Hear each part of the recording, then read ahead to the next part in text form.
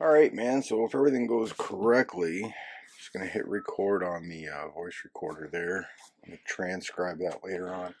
Everything goes correctly. This should be going live on the 15th of January on that YouTube channel that I think I got like 3 little videos on there right now. Anyways, as of January 15th, God, universe, whatever you believe, willing, I will have celebrated 25 years clean and sober. My goodness gracious. And certainly, thanks are in order. Firstly, Sarah, Billy Joe, Lisa, Joshua, Joseph, Jacob, my sobriety baby. Um, my goodness. Here in town, the Suffel family, such a bright, shining light for us from the day we landed. The McDonald family, thank you for allowing your son to hang around our house. The Haywards, the Hendersons, without the Hendersons, especially over these last few weeks in the holidays, I can't imagine what we would have done without them. My goodness gracious, so many people to thank. There really are, and I know I'm going to forget a bunch of them. Interestingly, for me, I think the important thing to kind of point out here right now, so many of the people I want to thank I've never met, and it's weird. It almost, at least in my brain, sounds like pandering when I say thank you to D. Snyder for liking a tweet. Oh my goodness gracious, man. Henry Rollins, John Larroquette, Robert Downey Jr., Bruce Dickinson. Wow, there's so many. Lenny Kravitz. Like, these people are people who have openly put their lives and their lifestyles out onto the internet and the ether for anybody to read about or to find out about. I mean, just read an interview, pay attention to conversations on social media, things like that. Their decisions to live sober lives, to openly share about their struggles and difficulties that they've had with substance abuse and the like.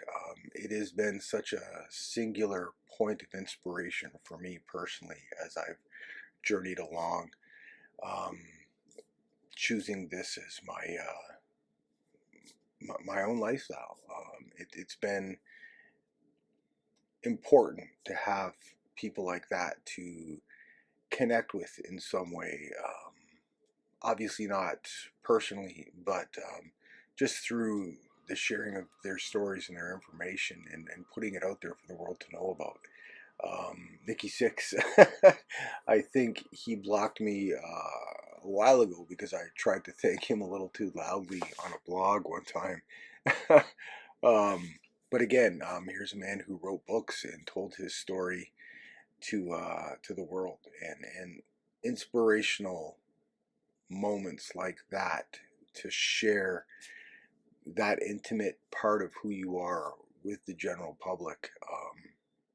It changes lives. It certainly impacted mine, and to those people I say thank you. Thank you so very much.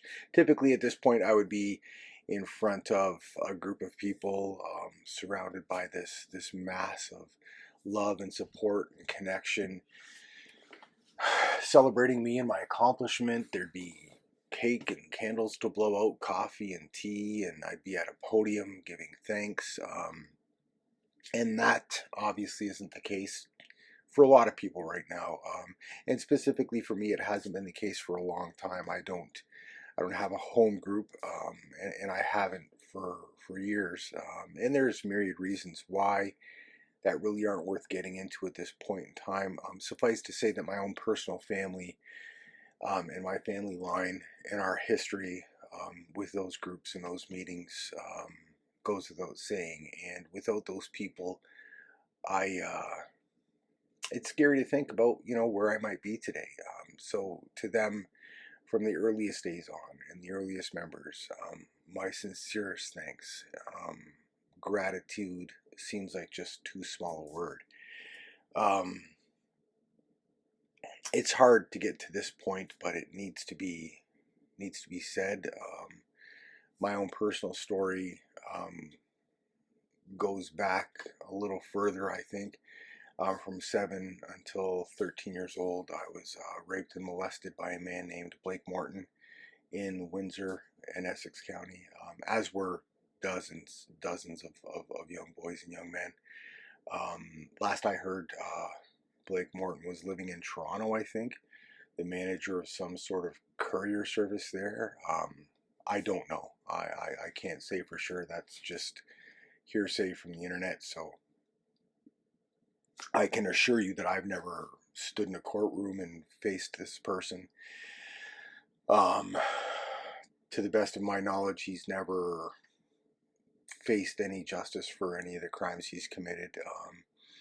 I know of at least one who took his own life because of the tortured soul he had become. I've never connected with any of these other people to discuss our own survival and our own healing, and whether or not the Windsor Police Service ever decides, or whatever police service, to bring this man to justice and to do something is beyond my control. But there it is. What that left me with, though, in spite of the countless therapists' chairs and counselors' offices whose time I took up, the conversations I've had where I would have assured people that I'm doing fine and I've healed. In spite of it all, I never healed, and I found that out. I found that out the hard way, I guess. What that left me with was this boiling, seething hatred, this open wound that festered and grew and damaged me, and by extension damaged my children and their thinking and who they were becoming. And at the beginning of the lockdown, probably 2 years ago now, at the beginning of this pandemic, we had decided as a family that we would endeavor to spend time together. We would make the best of these things and these moments, and we would come together around the television or some games on the television, stuff like that. And it brings me back to people I need to thank, because Laura Jane Grace wrote a book that my oldest son got for Christmas, and he quickly passed it along to me, and I read that book cover to cover in no short order, and it impacted me deeply. So thank you, Laura Jane Grace, not just for the cameo, but for sharing your story and your struggle and being so transparent and living out loud as beautifully as you do. And that began healing that I didn't even know was possible. We're at the beginning of these lockdowns, and the pandemic is upon us, and we decided Canada's Drag Race would be something we would come together on. And in the 2 years or so that's followed, I have watched everything. Whether it was in the UK and Australia and Canada Season 2, the United States of America, whether it involved celebrities, it doesn't matter. I have digested all of it. And I need to say thank you to RuPaul for living your life as loudly as you do, for sharing your story and your humanity as bravely as you do, for giving a platform to people and in a community of artists and creators who can share their humanity and their stories as loudly as they choose. It has been the singular most important moment of healing for me that I could have ever imagined, and healing I didn't even know was available to me. I am a better husband to my wife. I am a better father to my children. I am a better friend. I am a better member of my community. And the list goes on and on and on. And the weight that has been lifted is immeasurable. So thank you. Thank you, RuPaul. Thank you, Laura Jane Grace. Thank you to so many people. It is unbelievable to think that at 53 years old, 25 years of sobriety could be a point A for me. This could be a starting of something brand new. And I don't know. I've got all of this amazing stuff to write and to transcribe. And the hope for me was always to document something so that I could pass it along to my own kids, and hopefully their kids could step over pitfalls that once tripped me up. Who knows? And that's the beauty of it. Who knows? Who knows what's possible? 53 and 25 years sober can be a point A. I could have never imagined. And I'm so grateful, so thankful. So I'm going to hit the stop button on this. I've got some work to do, obviously. And hopefully I haven't run too long and burned your ears up too much. I just wanted to put this out there and say I'm immeasurably grateful to all of you. And if I could ask one thing, it would be don't stop. Don't stop doing what you're doing. Continue to be as loud and effective as you've been. We say things like, if we can help one person. I'm just one person, but how many more?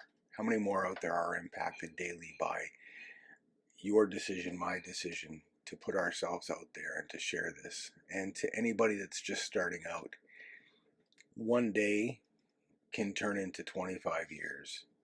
Like that. It goes by too quickly. And those days where it feels like it doesn't go by fast enough, what a difference a day makes. So I'm going to hit the stop button here, and I'm going to finish off by saying thank you again. I appreciate all of you. Take care.